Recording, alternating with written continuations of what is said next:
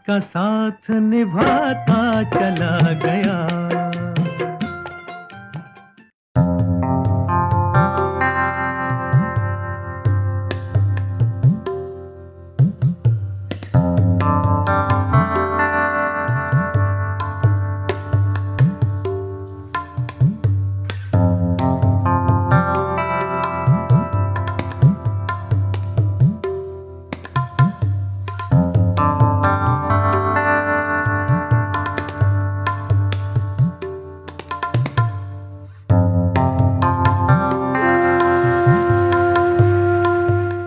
मैं मनोहर भीमराव उबाले। इस सजीव सृष्टि से प्यार है मुझे, बेइंतहा प्यार। मानव, पशु, पक्षी, प्राणी मात्र सब मेरे प्रेम की कक्षा में आते हैं। ये सजीव सृष्टि जिसका मैं भी हिस्सा हूं, महसूस करता हूं कि जितना अच्छा, प्रेमपूर्ण, मैत्रीपूर्ण, सहयोगी जीवन मैं मेरे लिए चाहता हूं, उतना ही अच्छा जीवन मैं मेरे आसपास बनाने की कोशिश में लगा हूं। मैं कोई बहुत बड़ा व्यक्ति नहीं, बिल्कुल अदना सा और बड़ा ही सामान्य व्यक्ति हूं। मानवीय संवेदनाएं जो मुझ में हैं, उनसे सबको जोड़ने की कोशिश में लगा हूं। मानवता की सेवा हर कोई अपने अपने ढंग से करता है। मैंने ये रास्ता चुना है कि पशु, पक्षी, असहाय लोग, बेसहारा जीवन जिनका कोई नहीं, उनकी मैं मेरी ओर से जितनी मदद कर सकता हूं, करता हूं। इस असीम जीव सृष्टि के पशु, पक्षी, बेसहारा लोग, इन सब के लिए दिन बंधु मनोहर उबाले, यही पहचान है मेरी।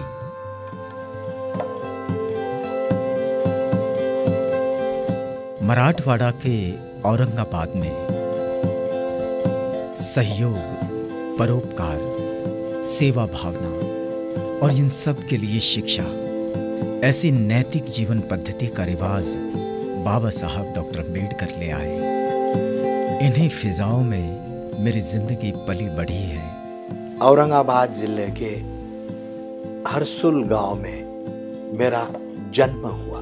मेरा जो सफ़र शुरू हुआ है वो स्कूल सरस्वती भुवन से मैंने पहली कक्षा में प्रवेश किया। मिलिंद मल्टीपर्पज स्कूल में मैंने 5वीं कक्षा में प्रवेश किया। मेरी उम्र के लगभग 62 साल मैंने जिंदगी में बिताए हैं। जीवन के इन 6 दशकों में जीवन के कई रंग देखे, लेकिन मैं हर एक रंग में घुलता रहा। मेरा अपना ऐसा कुछ विशेष नहीं, बड़ी सहज और सरल जिंदगी है मेरी। लेकिन बचपन का वो अभावग्रस्त जीवन कभी याद आ जाता है। मेरा जीवन बड़ा कठिनाइयों से शुरू हुआ। शुरू में ही मेरी माँ का देहांत हुआ। हम 5 भाई थे, मगर उस ज़माने में हमारे पिताजी बहुत थके हुए थे, तो मेरी कोशिश जारी रहती थी कि किस तरह से हमारे पिताजी को, मेरे छोटे भाई को और मुझे, मैं किस तरह से वो करना चाहिए।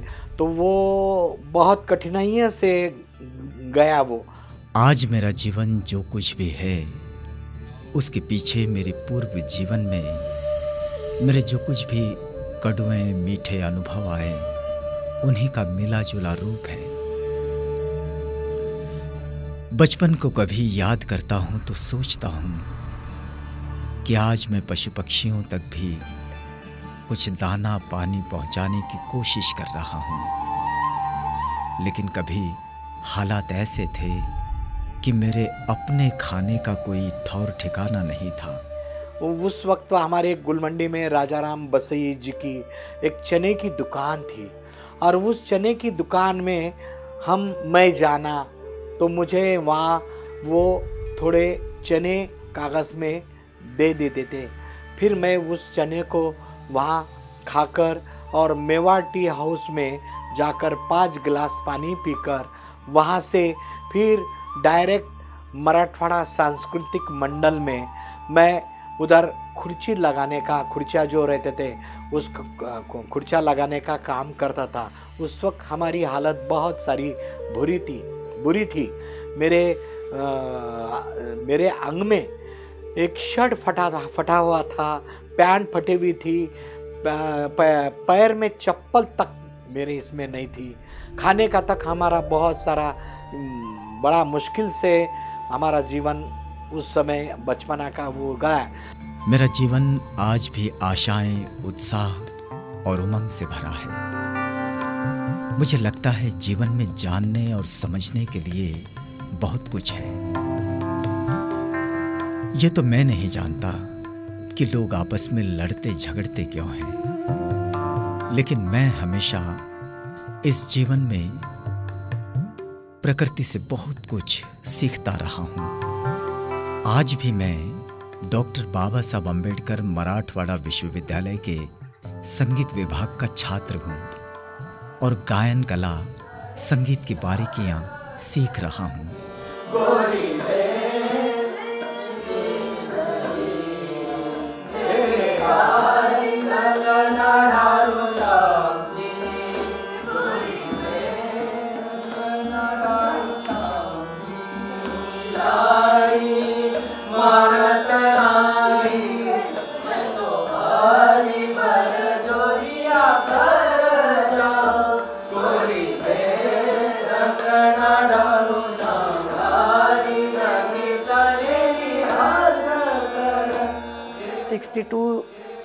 की एज में भी इनका उत्साह बहुत ही स्तुति करने जैसा है, क्योंकि सबसे शायद ये बहुत ही रेगुलर स्टूडेंट है और बहुत ही दिल लगाकर मेहनत कर रहे हैं और गाना सीखने की कोशिश कर रहे हैं।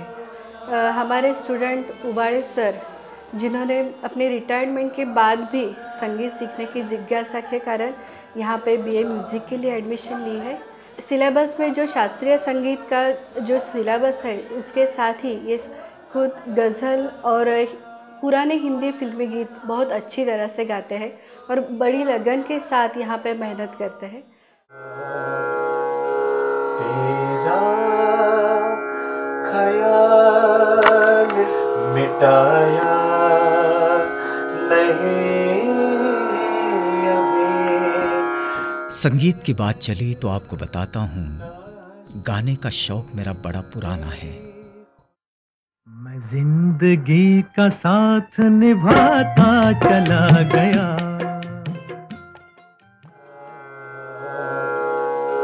तेरा ख्याल मिटाया नहीं अभी। संगीत की बात चली तो आपको बताता हूँ, गाने का शौक मेरा बड़ा पुराना है। जब पेट में रोटी नहीं हुआ करती थी और उसका कोई जरिया भी नहीं हुआ करता था, तो भूख की आग बुझाने का मेरे पास एक ही जरिया था, गीत गुनगुनाते हुए पेट की आग बुझाना, या फिर यूं कहें कि अपना ध्यान कहीं और लगा लेना। एक छोटी सी घटना है, आपको सुनाता हूं।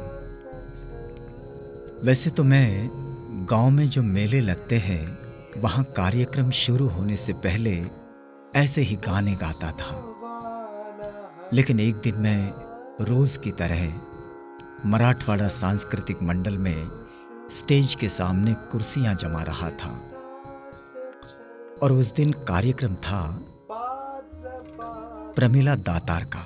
उस शो के अंदर मैडम बहुत जल्दी आ गए थे वह ग्रीन रूम में, और मैं नीचे कुर्सियाँ लगा रहा था, पोंछ रहा था, और मैं भी उस तरह का थोड़ा थोड़ा गाना गुनगुना रहा था। मैडम ने मेरी आवाज़ उसको सुना, उन्होंने मेरे को उधर बुला लिया। तो उन्होंने पूछा मुझसे कि आप गाना गाते हो? तो मैंने कहा मुझे थोड़ा थोड़ा गाना आता है मैडम। मैडम ने सब उनके जितने भी सिंगर थे उन्होंने सबने गाने के बाद मेरा नाम अनाउंस किया, और उस अनाउंस करने के बाद में मैं बहुत घबरा गया। मुझे लगा कि मेरी पहली बार मैडम ने मेरा नाम गाने के लिए इस स्टेज पर मुझे बुलाया गया। मैं घबरते घबरते उस स्टेज की ओर गया तो मैंने उस वक्त पुरानी फिल्म मधुमती, इस फिल्म का गाना रफ़ी साहब ने, मोहम्मद रफ़ी साहब ने उस गाया था। संगीतकार थे सलील चौधरी। और मैंने उस गाने के बोल थे टूटे हुए ख्वाबों ने, टूटे हुए ख्वाबों ने हमको ये सिखाया है, दिल ने जिसे पाया था आँखों ने गवाया है, टूटे हुए ख्वाबों ने। हम ढूंढते हैं उनको जो मिल के नहीं मिलते, हम ढूंढते हैं उनको जो मिल के नहीं मिलते, रूठे हैं न जाने क्यों मेहमान वो मेरे दिल के। क्या अपनी तमन्ना थी, क्या सामने आया है, दिल ने जिसे पाया था आँखों ने गवाया है। ये प्रस्तुति तो मैंने बिल्कुल डरते डरते दी, लेकिन श्रोताओं को ये गाना इतना पसंद आया, लोगों ने मुझे इतना प्रोत्साहित किया कि मेरा हौसला बढ़ गया। और फिर मैं प्रमिला जी के साथ सब तरफ शो करने लगा। तो फिर उस वक्त मैं अकोला, अमरावती, उसके बाद में नागपुर, चंद्रपुर, भंडारा, नासिक, मुंबई, पुणे, अहमदाबाद, बड़ौदा, सूरत, बड़े बड़े हैदराबाद, बड़े बड़े शहरों में मैडम के साथ में मैं गाता रहा। और मेरी आवाज़ में वो बात बनती गई। रफ़ी साहब का मैं बड़ा भक्त हूँ, उनको पूछता हूँ।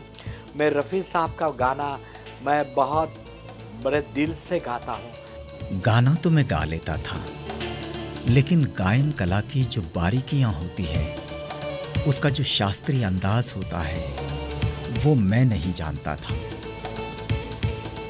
लेकिन गाने के प्रति जो मेरी लगन थी, वो मुझे शास्त्रीय गायन कला की ओर खींच कर ले गई।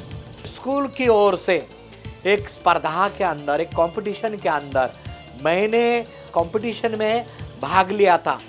तो उस वक्त आदरणीय पंडित जी नाथ नेरलकर, मेरे गुरुजी, उस वक्त नहीं थे, मगर उस वक्त उन्होंने मेरा जो गाना सुना, वतन पे जो फिदा होगा अमर वो नौजवां होगा, ये भी मोहम्मद रफ़ी साहब ने गाया था।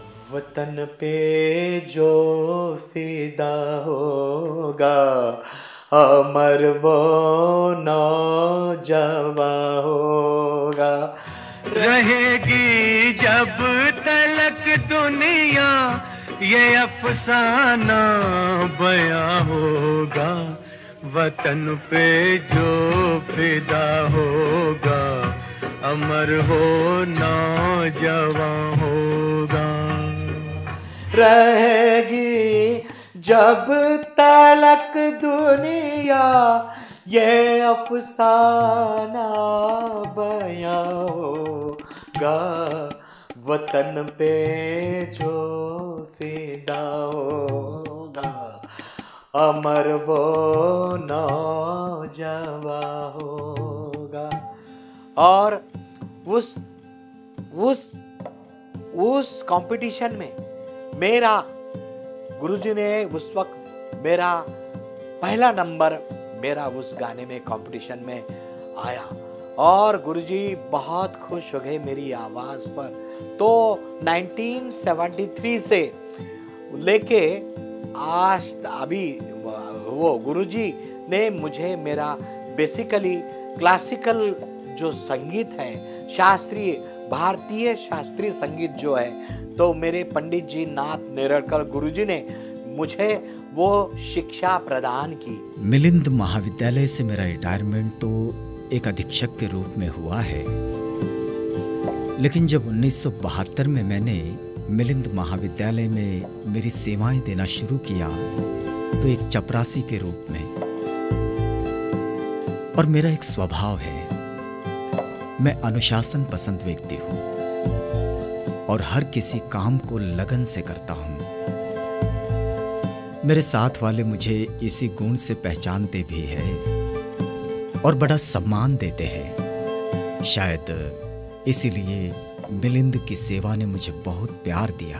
5000 स्टूडेंट उस महाविद्यालय में शिक्षा ग्रहण करते थे और सभी वो शिष्यवृत्ति धारक थे। सब बच्चों को मैं डिसिप्लिन लगाता था, बच्चों की लाइन लगाता था, बच्चों के कामा तुरंत ही करता था। बच्चों को स्कॉलरशिप देना, बच्चों का रोल कार्ड तैयार करना, तो मैं बच्चों को बहुत प्यार करता था। तो मैं बच्चों को फिर हॉस्टल में जाना, उनको पेन देना, उनको रोटी देना, उनको कपड़ा देना, शर्ट देना, पैंट देना, चप्पल देना। मैंने बच्चों की जो जो सुविधाएं होती थी तो मैं उनको उस हॉस्टल में देता गया था। Actually, when I was in Milind College of Arts in Nakshin Parisar, Aurangabad, in BA first year, that time I met Mr. Ubade sir. I was student there. He used to give me scholarship as a head clerk.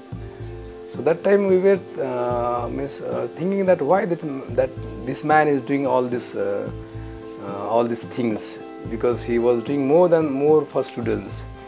He was becoming angry on students because they were not in the queue. So his purpose was that the students should come in the queue, that they can get a scholarship for each student. Okay.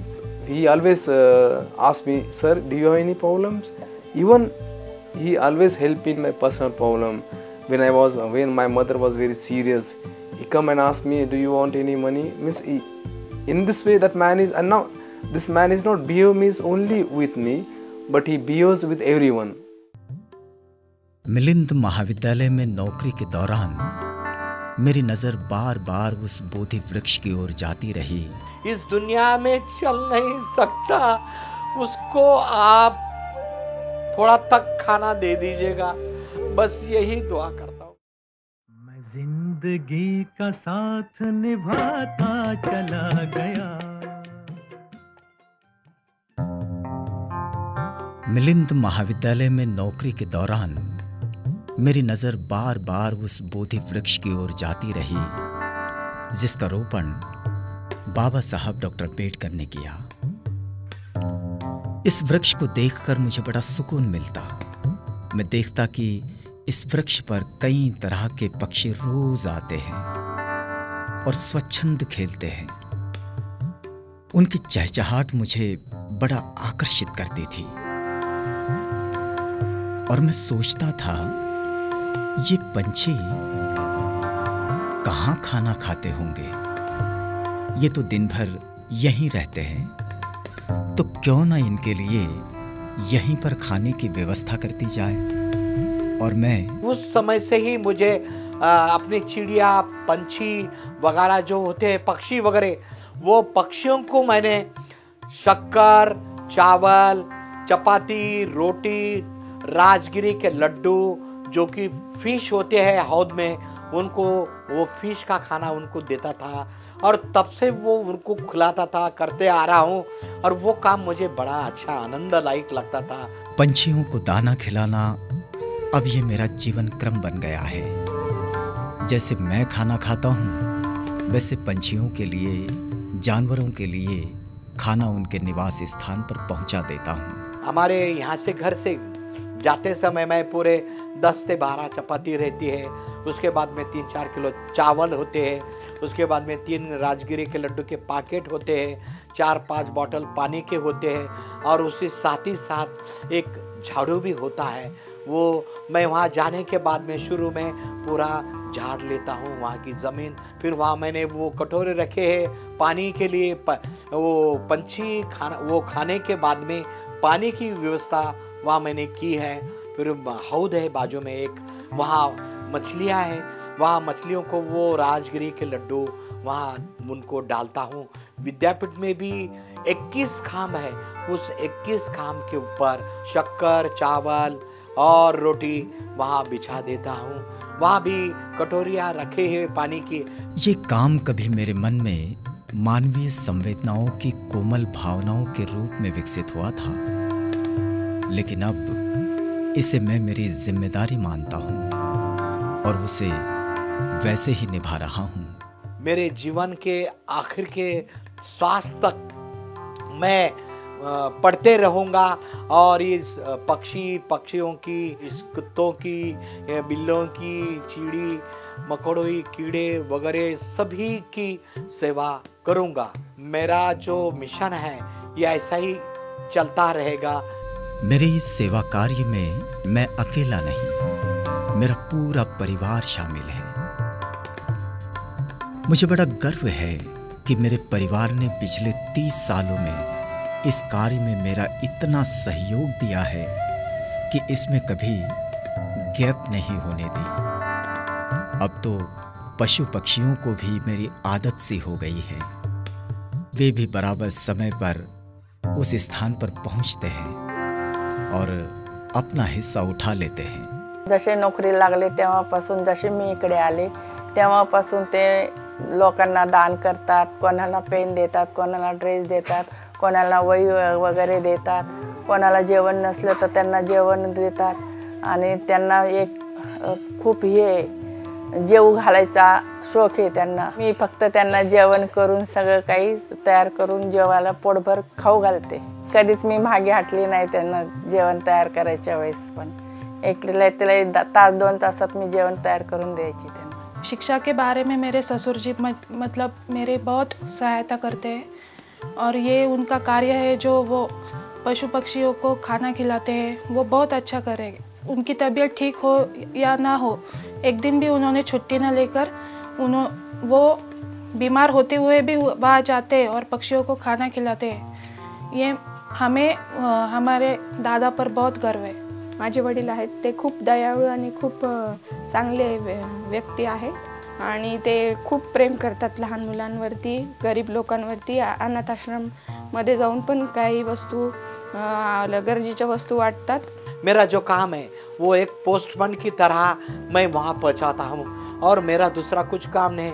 सब काम तो मेरी Mrs का है, मेरी औरत का है। वो हमेशा 10-12 चपाती पंछियों के लिए, आदमियों के लिए बना के रखती है। वही वो अन्नपूर्णा है और वही वो सब करती है।